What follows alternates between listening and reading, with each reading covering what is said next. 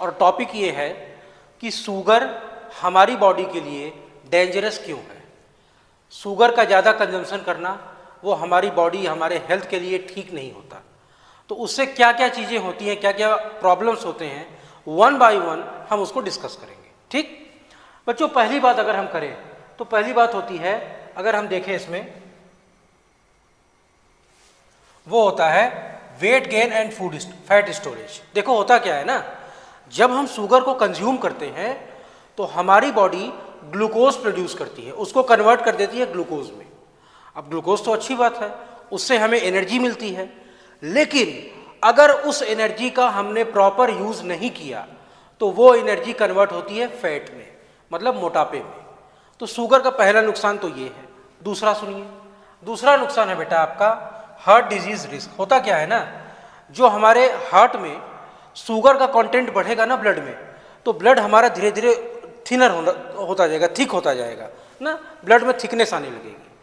होता क्या है, ब्लड में ट्राइग्लिसराइड का अमाउंट बढ़ रहा है, ऐसे में हार्ट अटैक आने के चांसेस भी बढ़ जाते हैं।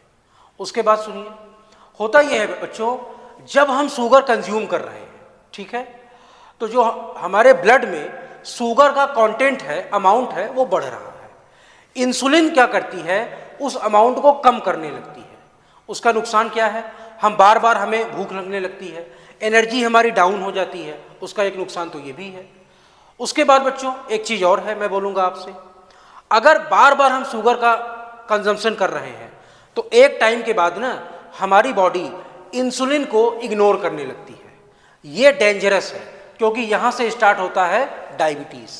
तो शुगर से डायबिटीज़ भी होता है, शुगर से हार्ट की प्रॉब्लम भी होती है, और अगर एक्सेस शुगर लेंगे तो हमारा माइंड कभी भी स्टेबल नहीं रहेगा।